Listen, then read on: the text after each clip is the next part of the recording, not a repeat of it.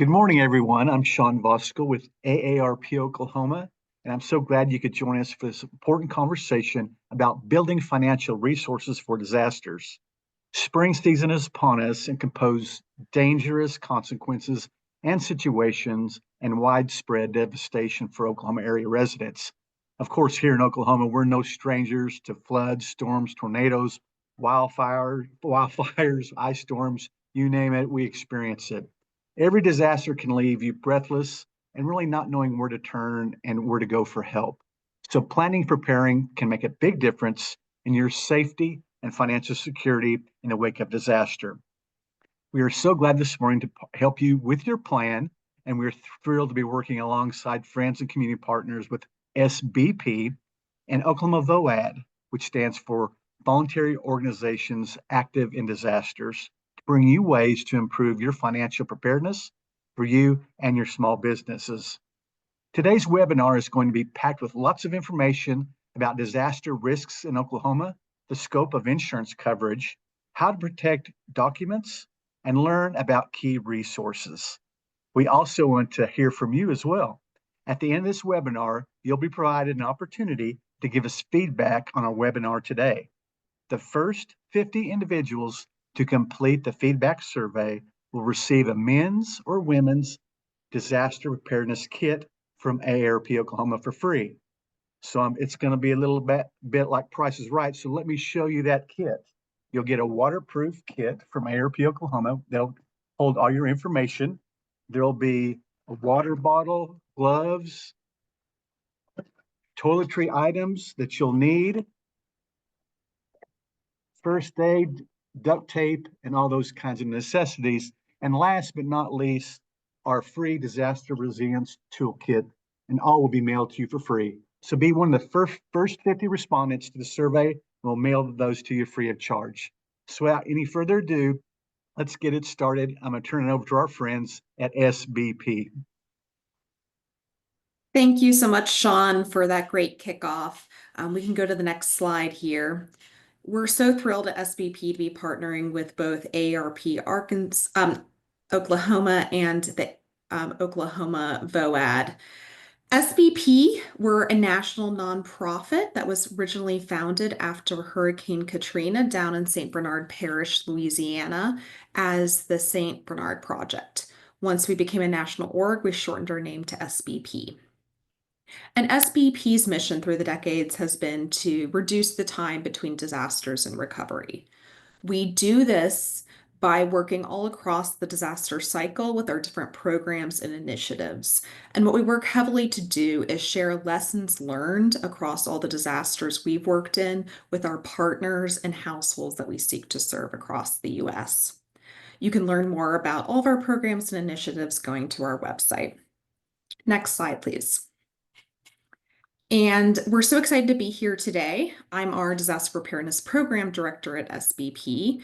And in the preparedness program, we really work not only with households, but small businesses and community leaders, both in nonprofits and governmental organizations, to really equip all these key stakeholders with essential tools and resources to more proactively prepare and build local readiness and resilience to really reduce that time between disasters and recovery that we often see. Next slide, please. And so while we have some really targeted topics we're going to be talking about today, if you're a small business owner, if you work at a local nonprofit, we encourage you to reach out to us to learn more about different programs and initiatives we have at SBP. We'll be talking about a few different resources we have today, but you can always check out our resource hub online, which has a lot of great tailored guides and resources for households, both pre and post disaster, as well as for small businesses to help in the preparedness and recovery. And with that, I'm going to turn it over to the VOAD to share a little bit more about their work. Thank you so much, Helen. Good morning, everyone. My name is Krista Biggins. I am the current chair of Oklahoma Voluntary Organizations Active in Disaster. And we are really, really grateful to be included today to talk about these really important topics, especially as we are getting into storm season here in Oklahoma.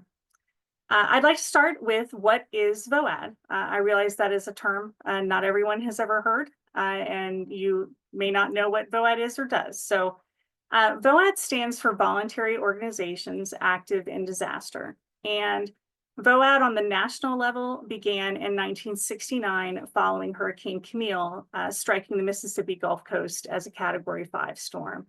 Essentially, you had a lot of disaster relief organizations that flooded into the area to help folks, but however, they weren't talking to one another. So a lot of the time, a lot of these organizations were showing up in the same place at the same time to do the same thing when there were 10 other places that needed help that weren't getting any because everyone was in one place because no one had coordinated with one another. And it really resulted in a duplication of efforts, wasting of resources, and a real gap in services that were available to the survivors. After that, we had 7 national agencies that met to discuss the need to make sure that that didn't happen again. As a result, National VOAD was founded almost 50 years ago. Next slide, please. VOAD today, National VOAD is a coalition of more than 70 of the nation's most reputable national organizations. Those organizations are faith-based, community-based, and other nonprofits. There are names that you've heard, like the American Red Cross, the Salvation Army, Presbyterian Disaster Assistance, United Methodist Conference on Relief, St. Vincent de Paul. There are many, many national organizations involved. And through that, we also have developed state VOADs. So we have 56 US state and US territory VOADs, which in turn are going to represent hundreds and really thousands of local organizations in each of those areas that belong to each of those individual VOADs. Here in Oklahoma, I believe we have over 60 members of our Oklahoma VOAD, and that includes, again, faith-based partners, other nonprofits, community-based organizations throughout Oklahoma that come together on the Oklahoma level to do that coordination and cooperation and collaborate with one another to make sure that resources are getting where they need to be when they need to be there for our disaster survivors and our neighbors. Next slide, please. And VOAD can be a resource for folks. How can VOAD help you? The websites for National VOAD, which are listed there on the slide, and for the 56 individual US state and territory VOADs are listed on the National VOAD website. And those individual websites are going to contain links to all of the agencies that are involved throughout the VOAD movement on the state and territory level and nationally. There is an immense amount of information available through all of these agencies regarding really every phase of the disaster cycle. Next slide, please. Some of the resources in action, one that I particularly like that I would really like to talk about is Heartland Disaster Help. That is a project that's created by the nonprofit Legal Services Corporation. Legal Services Corporation is an associate member of National VOAD. Full disclosure, I work at Legal Aid Services of Oklahoma. That's the nonprofit that I work for. Legal Services Corporation is the largest funder of legal services throughout the US. So there are 139 grantees of Legal Services Corporation, and LASO, Legal Aid Services of Oklahoma, is one of them. This is a product that was developed by LSC with some funding that was really targeted on the Midwest. And this site is really going to be assisting residents of the heartland states, and those are listed: Arkansas, Iowa, Kansas, etc. And it's going to help you prepare for disasters such as flooding, wind events, wildfires, and extreme heat events.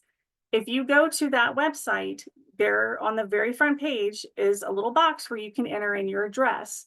Once you enter in your address, it's going to pop up all those tabs that you see there in that picture that are going to let you know your air quality risk, your fire risk, your flood risk, all of those things that you may not really know about the place where you live. So it's going to help you realize what your potential exposure is to these events and give you a lot of resources for how you can ameliorate that exposure. Next slide, please. And that is all I had at this time. Thank you, and I'll turn it back over to Helen. Alrighty, thanks so much, Krista. I'm jumping in, and Helen and I will be going back and forth to share out content today. My name is Tessa Barron. I am SVP's Disaster Preparedness Program Associate. And just to echo colleagues, we are so excited to be here today. Really appreciate everyone joining us and spending this next hour to talk through different actions that we really want to encourage different households and businesses to take to better prepare for future disasters. And so just sharing out a list of topics that we're going to cover today. We'll start with this term that we use a lot at SVP called building a culture of preparedness. And we'll use that terminology and what we mean by that phrase to help set the stage for different actions that we'll then get into on how to make plans in advance for households and businesses. And you could see here the 4 key topic areas that we'll key in on that will be the bulk of the presentation today. Before I get into the session, I just want to invite folks to use the Q&A box as we go throughout today to ask questions. We will be having a Q&A session at the end of the training, and so certainly want to encourage questions as we go throughout. And then also, I see folks are already using the chat function, but just an open invitation to everyone to introduce yourselves, your name, where you're coming from as we go throughout so we can learn who's in the virtual room with us. And so shifting here to talking about a culture of preparedness to again set the foundation for these actions that we're going to talk about in the latter half of the session. We know, unfortunately, that there will be another disaster. It's not a matter of if, but it's a matter of when. And so while that is the case, while we can't stop disasters, we can't slow them down, there absolutely are actions that we can take to get ourselves more prepared, to get our families, our households, our businesses more prepared. And really, that's what we're seeking to do today is share out different knowledge, tools, resources to help you take those first steps to build your financial readiness, your financial resilience for future disasters. With this term, building a culture of preparedness, we're showing here the National Disaster Recovery Framework. This lays out the disaster cycle or the disaster spectrum. And what we see here is that typically when we think of the term disaster preparedness, it's contained to the beginning of the disaster cycle. And so we see preparedness actions, conversations, planning activities, et cetera, happen pre-disaster in a typical situation. Then a disaster strikes. Then in every phase post-disaster, we're no longer thinking about preparedness because we're so in the weeds with recovery, with response. What we really want to encourage folks to do with this term of building a culture of preparedness is to reframe the way you think about preparedness. We want to avoid siloing. We don't want to contain disaster preparedness to the beginning of the disaster cycle. And instead, what we really want to do is embed disaster preparedness throughout the entire disaster cycle and throughout the entire year. And what we mean by that is there are always actions that can be taken no matter what time of year it is to increase the preparedness of, again, your family and of your business in the face of future disasters. And just sharing out, another slide here on this term, building a culture of preparedness, we know that building towards communities that are prepared and that are, building towards broader resilience, it starts at the household, at the individual level. And so we'll be sharing out top tips today for individuals and then also for businesses on preparedness topics. Importantly, understanding that it does start at the individual level, it's really critical that we know who all of the key players are at the community level, the state level, and the federal level, and understand that in order to really build towards communities that are prepared, we have to be working towards this shared collective vision of what preparedness means, and that is going to take actors and stakeholders at all levels. Importantly, we know that government resources post-disaster are limited. And so if we all play our role, if we all plug into whatever bucket laid out on the slide here that's most, which ones we fit into, if we all take the right steps, then we can ensure that those limited government resources reach those who really need them and who wouldn't be able to get recovered or at least start the path towards recovery without, again, that government assistance. And to just take a moment here to run through our objectives. Again, what we're seeking to do in this session is to share out top tools and resources and tips to help folks build preparedness, which is a critical component of working towards larger disaster readiness or disaster resilience, with the ultimate goal of reducing loss and reducing suffering. At the household level, so again, we'll be framing this as top tips for households and businesses.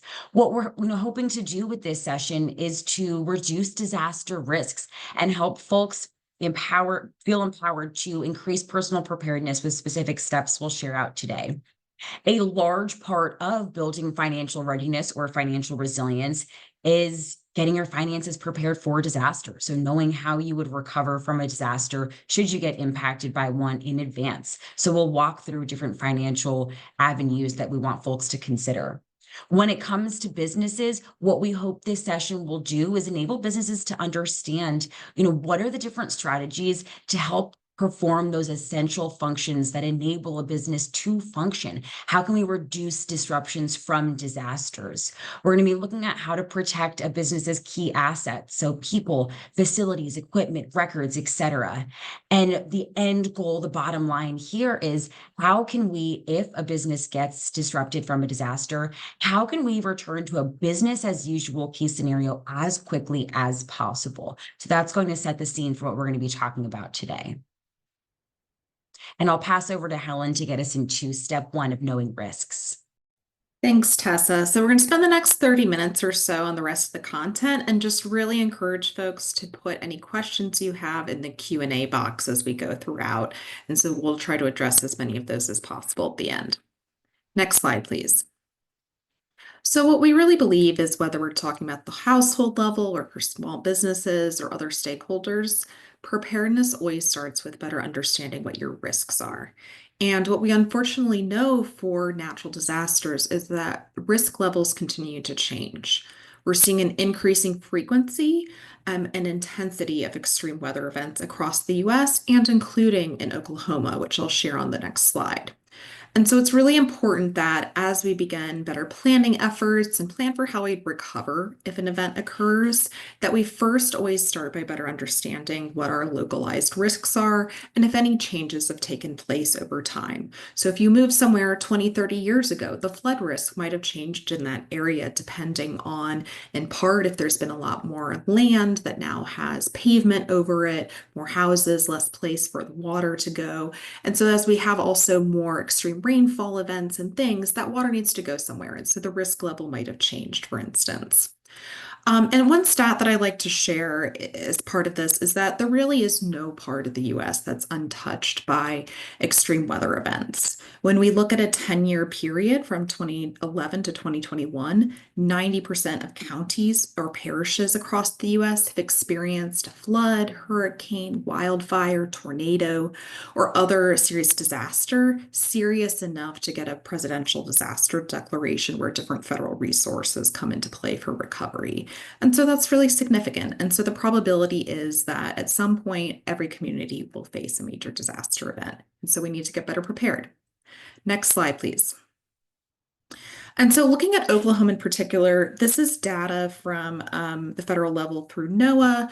And what you can just see here, looking from 1980 up through 2024, so a 45-year period, is that if we look at billion-dollar plus disaster events only, so those are very high cost events, you see this increasing trend in that frequency and intensity as I was just speaking to. And where you can see, at least for Oklahoma, of those really costly events, where there's been the biggest change over time is in the severe storm count. And so this is a combination of tornadoes, with tornadoes being one of the high risks across Oklahoma. But this also includes, flooding, other severe winds, hail. And so that mix of a lot of severe weather that can come in a variety of formats. And so important again to understand, there's a number of different disaster types. You'll see here that drought continues to be an issue in the state pretty consistently at a major level. Flooding, you'll see different larger scale floods, so some recent ones from 2015 onward. But really that biggest one is the severe storm count. Next slide, please. And so how do we address this? First, we always want to start by understanding the risks better to our household or small businesses. And so there's a few things that when we're thinking about the household level, but these tips also apply for small businesses that we encourage folks to check out. And so one is there's a lot of data out there today. One resource we point people towards is riskfactor.com. And Risk Factor, it's put out by the First Street Foundation, and it offers risk scores for different natural disaster types with scores between 1 and 10. And that information is freely accessible and can help you better understand your risk for your specific household, your zip code, and area for the different disaster event types. Another great resource is, for instance, looking at the National Risk Index, which is put out by FEMA, and it will give you more of a local area understanding of the different disaster risks. And so just two examples of tools that can be utilized to understand risk levels currently for different hazard types.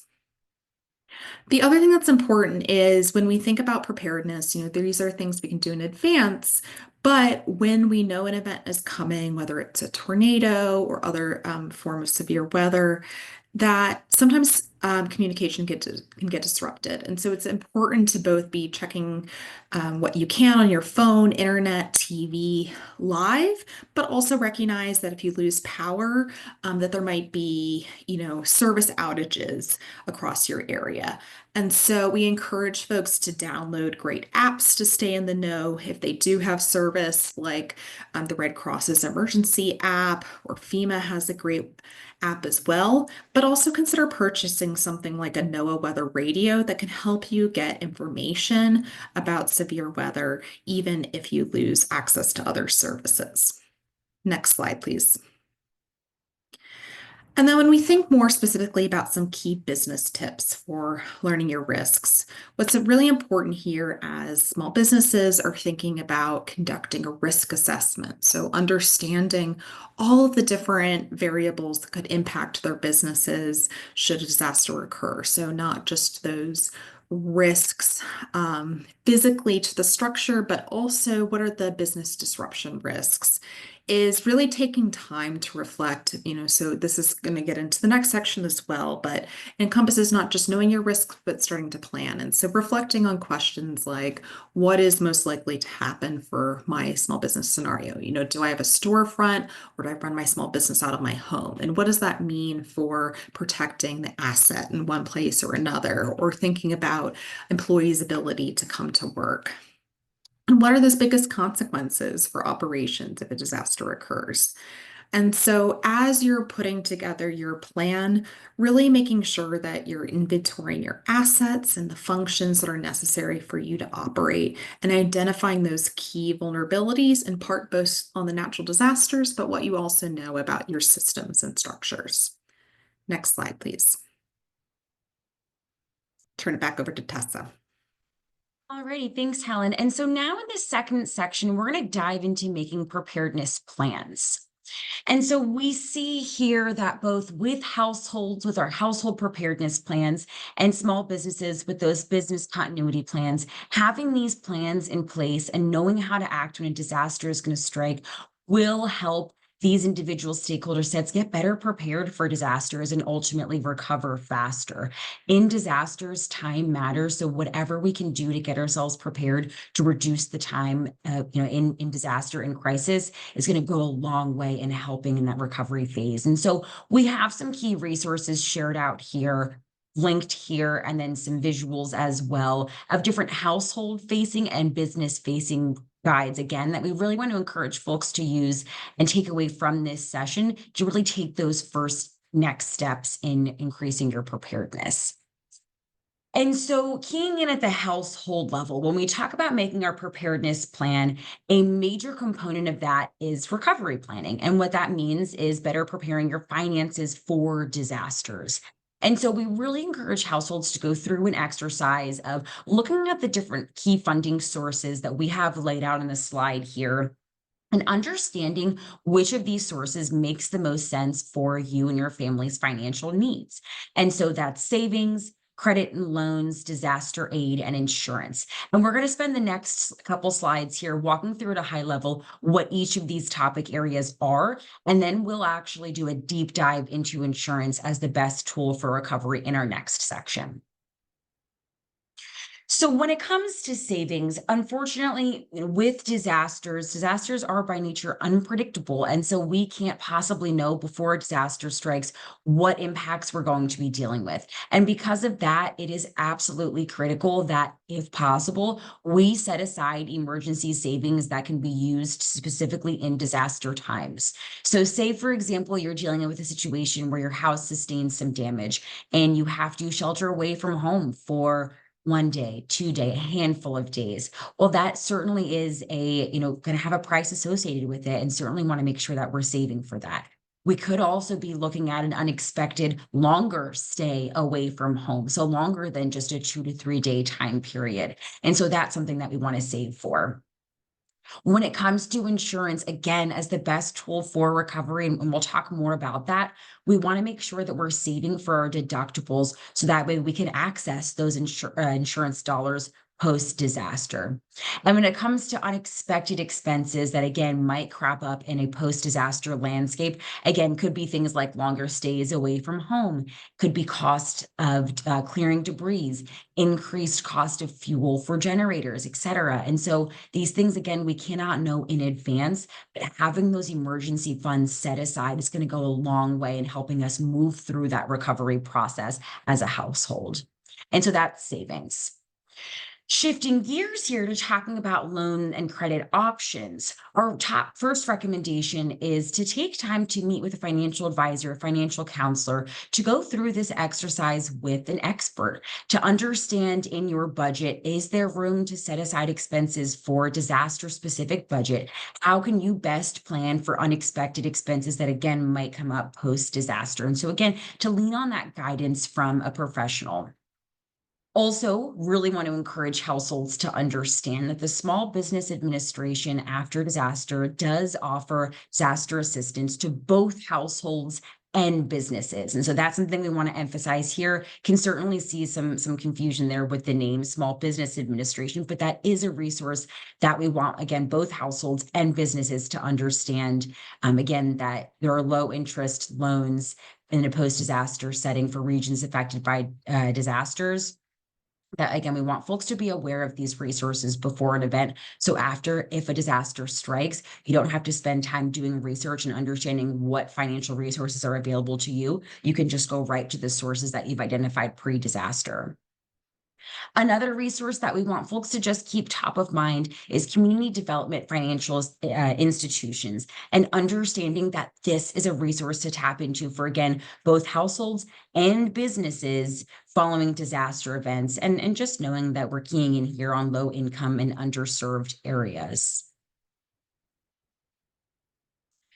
When it comes to disaster aid, we're keying in on households here. It's critical to know that we're talking about FEMA's individual assistance program. And so understanding that this type of disaster assistance is directly available for households after a federal disaster declaration gets declared, and it's for use for financial and direct needs, again, at the household level. We absolutely at SBP want to encourage folks to take advantage of the federal resources that are available post-disaster, if, again, there's a federal disaster declaration and these dollars are available. However, beforehand, it is critical to understand if you qualify for federal disaster aid. Just as important is to understand that federal aid is limited and it is not a guarantee. In order for federal aid to become available, a federal disaster declaration has to be declared. Say, for example, we're dealing with a disaster type that was severe, but maybe didn't reach that threshold of then triggering a federal disaster declaration, and therefore there aren't those federal dollars to help a family move through the recovery phase. That's a scenario that we really don't want a household to be in if that's the only recovery pot of funding they had intended on relying on. And so, having this larger conversation about what are all of these resources that are available, for a family to financially recover from a disaster, and building that personal preparedness being the overarching theme here.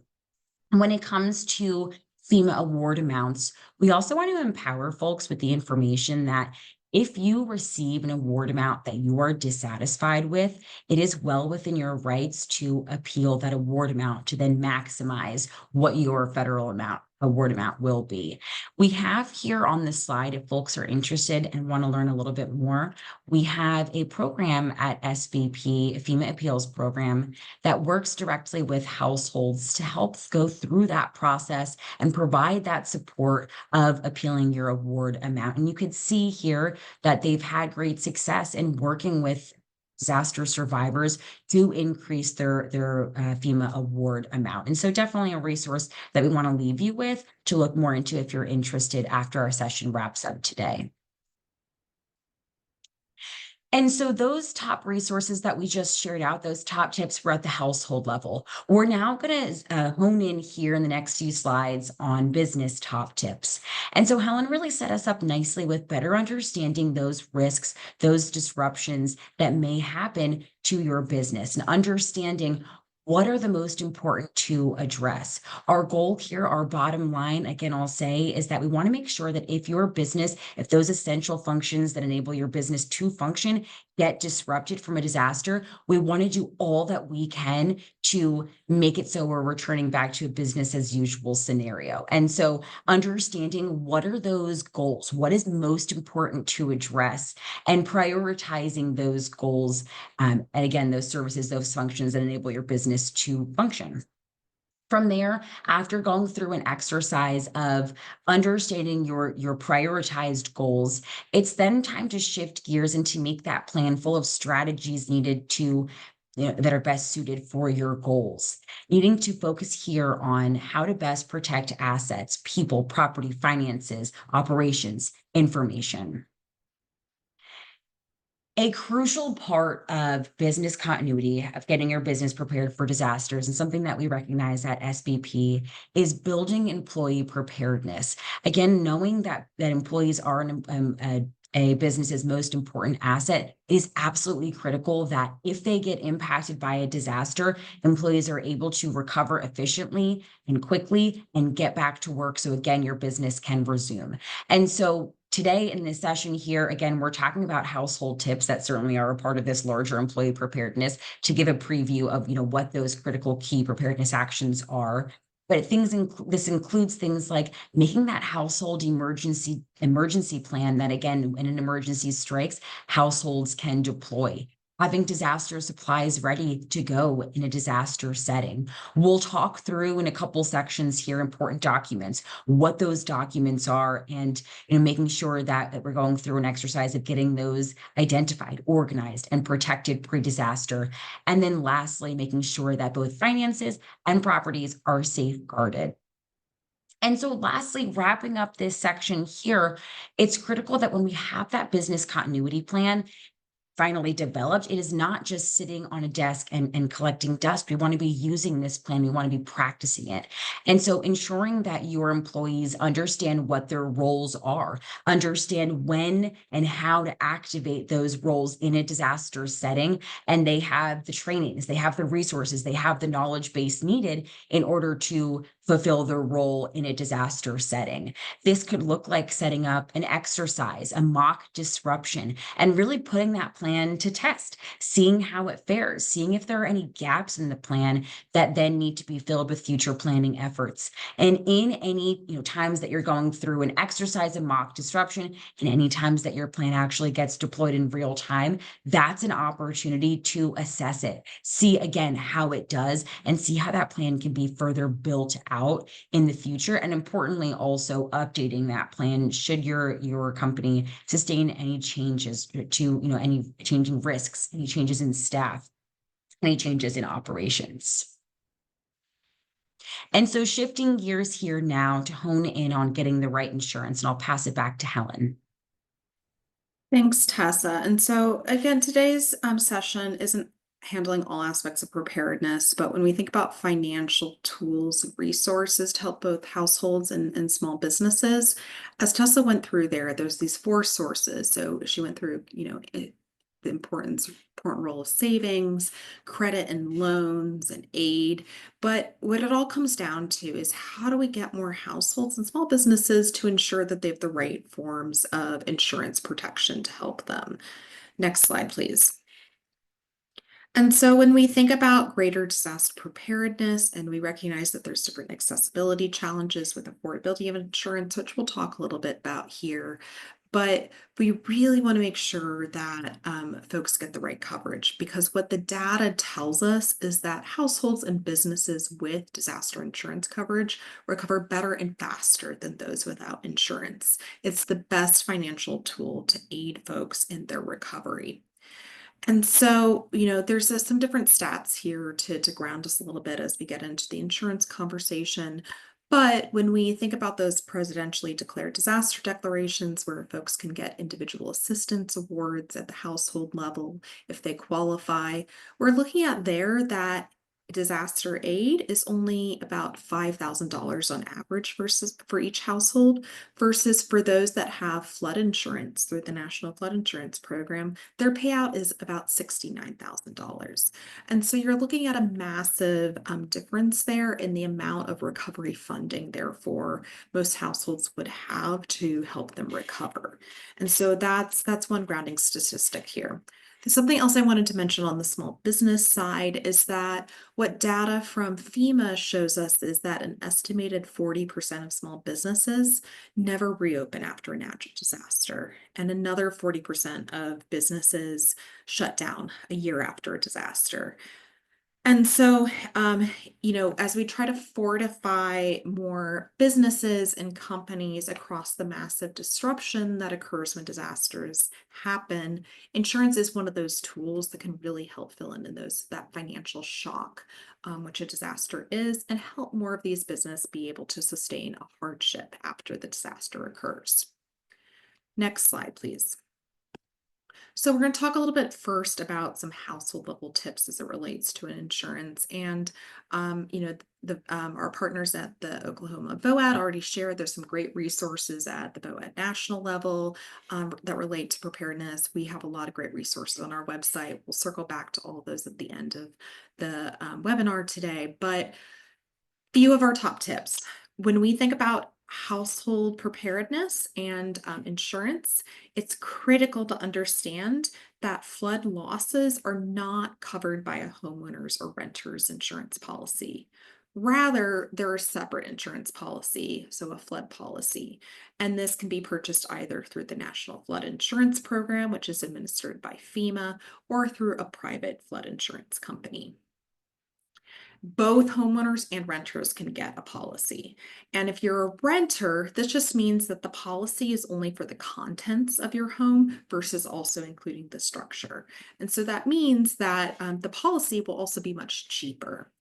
The other thing that's important here is that while on average nationally the cost of a flood insurance policy for a homeowner is about $800 a year, if you're in an area that maybe you have flood risk and therefore you should get insurance coverage, but you're not in a mandatory purchase area where you're required to get flood insurance, your premium is not going to be as much. And so areas like that often see their premium amounts being less than $450 annually. And so more affordable to work towards budgeting in each year, knowing again that the alternative is facing massive costs that you won't be able to cover with your current homeowner's policy if a disaster occurs.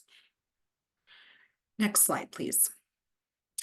And so some additional things here of really to get you going. So first, again, most homeowners and renters policies will not cover flood, but start out by checking your policy. Call your insurance agent and walk through with them, not just for this issue, but other issue areas to ensure that you better understand what your insurance policy covers. What is your deductible amount? Ensure that you know for any of your disaster insurance policies, but also your car insurance, of what is the amount that you're responsible for paying out of pocket before your insurance will kick in, because that's the amount that you need to be saving for as part of your emergency funds more broadly. And then really importantly, when we think about speeding up recovery after disaster events, it's so important to have good documentation of what is in your home or apartment. And so whether you're able to, or you can have a family member or neighbor help you, film with your phone what is in your home. You can do this as a video, or you can do it through taking pictures, but create this inventory so that there's clear documentation that you can provide to your insurance, or if you're submitting for disaster assistance through the federal government or another partner, to clearly document what was damaged in your home, and that will really help speed up that process. We'll get more here in the next section into documents and why it's so important to protect your financial legal documents. But just want to note here that it's a great thing to consider doing is bundling that home inventory with those others, either in a physical form or virtually, which Tessa will share. Next slide, please. And so some of what we just discussed with the household very much applies to businesses as well. So for instance, with flood insurance, small businesses can purchase policies through the National Flood Insurance Program as well. And so that's really important. And just like with a household, you want to have a thorough inventory for anything in particular that is, physical, to ensure that the asset amounts and what would be the cost to replace them should a disaster occur, so you can make smart decisions in your business continuity planning, including on what insurance policies that you should put in place. Know that your flood losses are not going to be covered by your general commercial property insurance. So again, it needs to be purchased separately through the NFIP or through a private flood company. And that, whether you own your property physically where your business is located, or if you're a tenant, there's flood insurance policies available for both of those.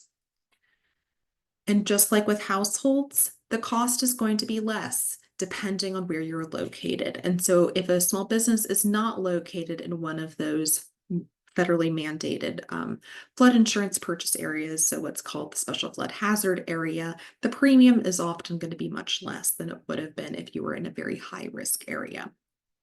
Next slide, please. So I've talked most here about flood insurance because that is, really for one specific disaster event type here. But it's important to make sure you understand the different types of insurance products that are available and can help you depending on what the needs are of your small business. And so I want to go through a few different of the types here to make it clear. So when we think about business disruption insurance, that's one form. That would deal with the lost income if you temporarily close after a disaster event. So if you're closed for a few weeks or a month while you're working to repair the storefront, that would help with the lost income there, but not the physical recovering of those structures. You can have extra expenses for coverage. And so that again can be supplemental to that business interruption insurance. You can have service disruption insurance. So that could deal with both the income and physical losses due to the disruption of utility service. So let's say that, your storefront is still okay, but power is out for an extended period in your area. So you're not able to operate your storefront. People can't come in, or you can't service people well over the phone. That coverage would help in that case if that's an important part of your small business. And then you also have things that, if you're really reliant on a supply chain of specific goods and resources that you market out to folks or that are part of what you're building and distributing, knowing that there's also supply chain insurances available that can help there. And so these are all different types of supplemental insurance policies that can be bundled together, including potentially with a flood insurance policy and others. But really important as you talk with your insurance agent to, again, assess your risks and make sure that you're putting together the different policies that make sense for you and prioritizing those if you have a limited budget that are going to be most impactful based on the likelihood of different costs that you would incur if a disaster type occurs. Next slide, please. a few things here, because again, flood insurance is one of these things that is excluded from a normal homeowners or commercial business insurance. And so want to note here that when people are thinking about budgeting for flood insurance coverage, FEMA changed at the federal level how the flood insurance program works. So no longer do you have to pay just as one annual lump sum, but rather you can now pay month by month premiums. And so that can help in working towards budgeting to pay your annual premium. Next slide, please.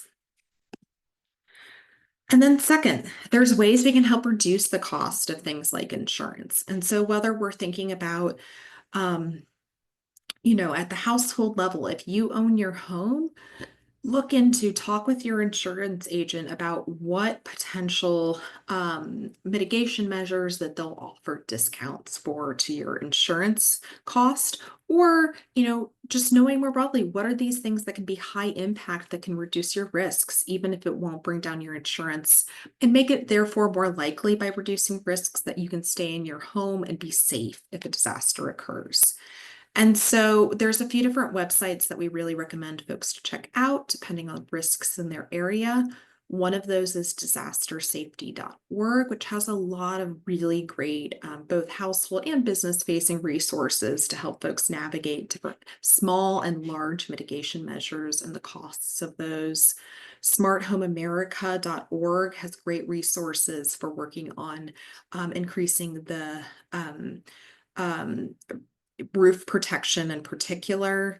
And then floodsmart.gov at the federal level has a lot of specific like flood resources to help folks take important mitigation measures. And again, many of those tying back into insurance costs. Next slide, please.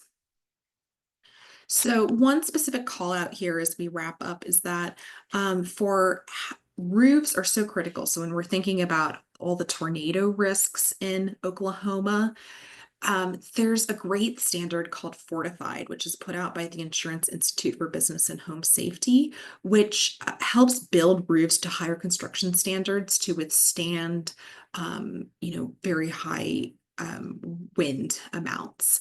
And so in Oklahoma, actually, homeowners can qualify for insurance discounts if they meet the Fortified Home High Wind and Hail discount. And savings for that can vary from, smaller amounts, so only 3%, to up to 42% off the wind portion of their homeowner's policy if they put on a fortified roof. And so if you're in an older home and are looking to change your roof, it will cost a little bit more money to upgrade to a fortified standard roof, but there'll be a lot of savings long term in both the ability of that roof to withstand a storm and potential insurance reduction for having put that in place. The same is true if we go to the next slide for small businesses. And so if you own your storefront or are working with your landlord, there's a fortified commercial standard as well. And so really great to look into what standard of roofing could be put in place for you as well to help reduce potential impacts and insurance costs. And with that, I'll turn back to Tessa. All right, thanks, Helen. So we will wrap up with one last section on securing important documents.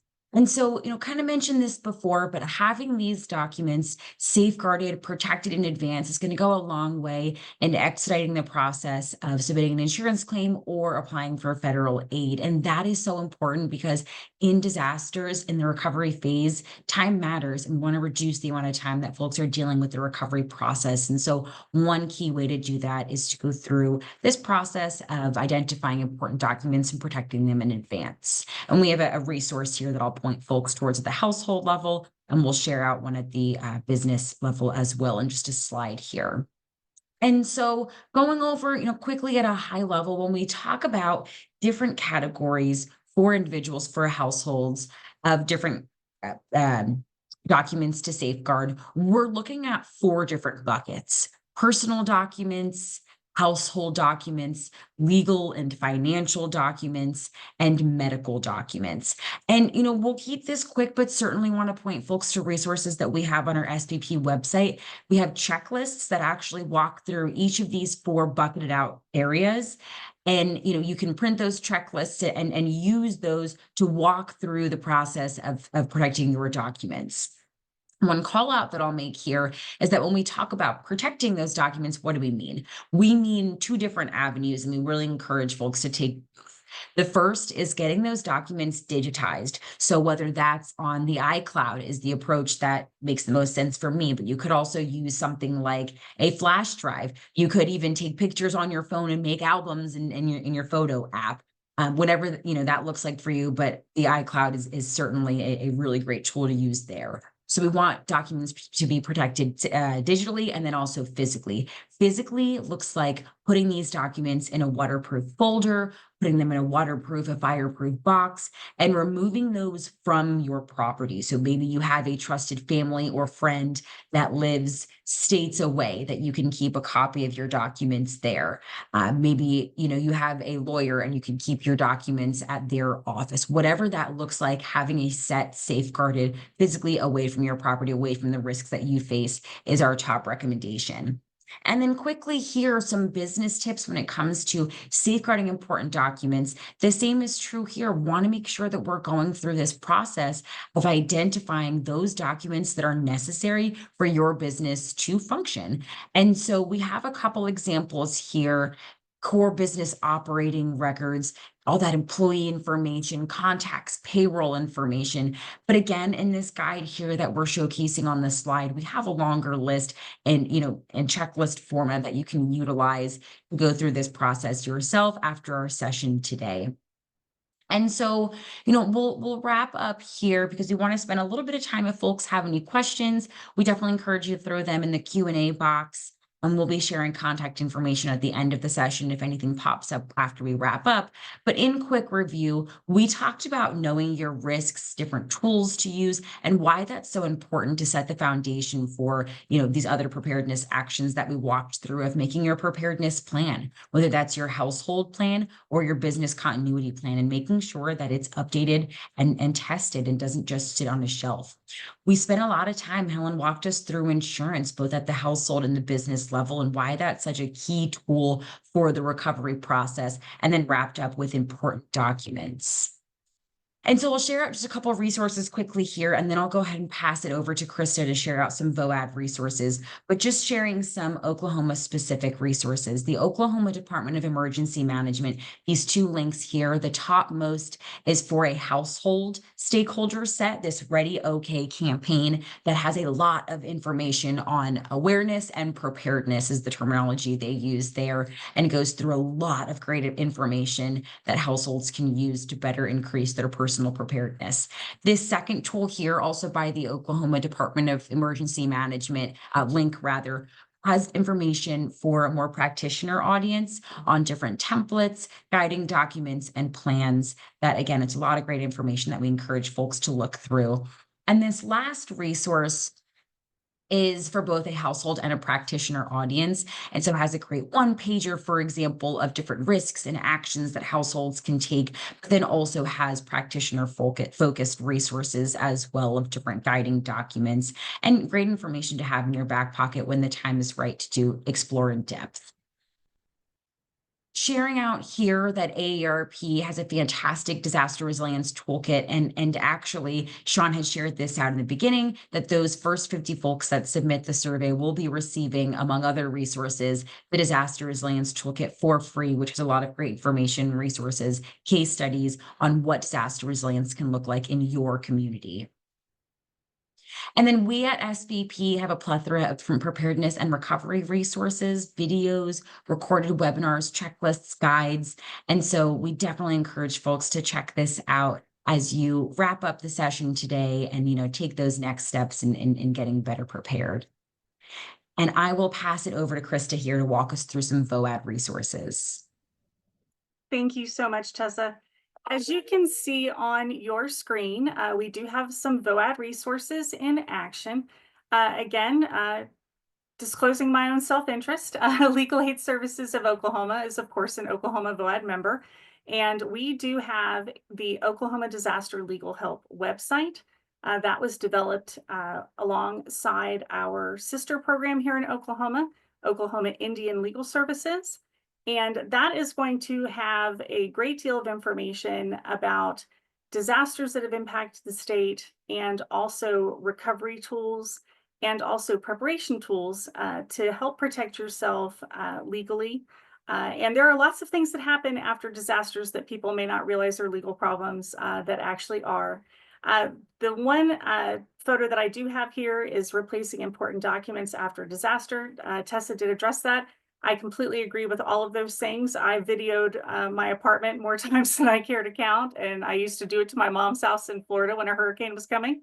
But I will say this, it's really important to have copies of your identification. And again, taking pictures on your phone is fantastic. And the reason I say that is because after disasters, there are often things called multi-agency resource centers that are organized, that are kind of one-stop shops in disaster impacted areas for survivors to come in and receive a whole bunch of services in one place. Like the insurance department will usually be there, the health department, legal aid, Catholic Charities, Salvation Army, Red Cross. But the way you get in that room is you have to have identification that has your address on it to show that you live at a disaster impacted address. So please do protect something with your, taking a picture on your phone that has your address on it. But we do have tip sheets on our Oklahoma Disaster Legal Help website. One of them is how to quickly replace important documents after a disaster. Next slide, please.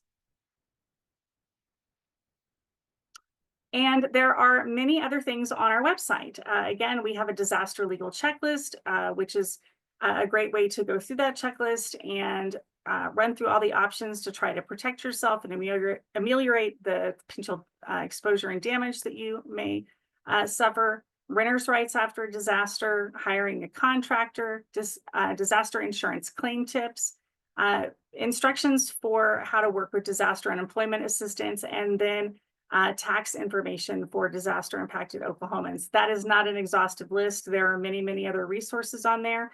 I want to say thank you to Arla Smith, our disaster communications manager at LASSO, who has put all that together on our website, and also was key in having us be participating here today, along with Michelle Sauerjohn from AARP. So thank you, ladies. Next slide, please. And that's it for me. Thank you, Tessa. All right. Thanks so much, Krista. We really appreciate it. And so sharing out here a survey, a QR code to the survey that we really encourage folks to take within 24 hours. Again, a reminder that the first 50 individuals will receive disaster preparedness supplies. And we will go ahead and share out our email address here since we're getting close to the hour. If folks do have any questions, we definitely encourage you to reach out over email. Would be more than happy to talk in depth about any of the topics that we shared today, since again, wrapping up the hour here. But I will go ahead and pass it over to Sean for closing remarks. You bet. Well, we appreciate the great panelists we've had this morning, and thank you all for joining us today. We've given you a lot of resources, so hopefully you've got pen and pencil, pad of paper ready, but I'll give you some more resources you can get as well. So to get more information about disaster preparedness from AARP, we've got a great resource page at aarp.org/okdisaster. There you'll find the free disaster resilience toolkit, a free printable checklist to help organize a 3-day grab-and-go bag, and tips to keep you out of harm's way during dangerous weather, and information, as well as getting assistance related to weather-related property damage, home rebate programs, and help paying those high utility bills. You can also go to aarp.org/OK-help for assistance related to weather-related property damage, home rebates, as well as paying those utility bills. So again, aarp.org/OKdisaster and aarp.org/OKhelp. Also, again, we know when there's a disaster that many times it's The criminals and fraudsters also take advantage, unfortunately. To learn more about the latest frauds and scams, including disaster and contractor scams, visit aarp.org/Fraud Watch Network. Again, aarp.org/Fraud Watch Network. Or you can call our free helpline at 877-908-3360, and you'll be connected to a volunteer that's been trained to help you to identify those targeted scams that impact folks as well. And again, we would love to hear from you with your valuable feedback and how we did today. So the first 50 respondents will receive that free disaster preparedness kit from AARP Oklahoma. It's great. It's waterproof. You'll love it. Thank you for joining us today, and please stay safe.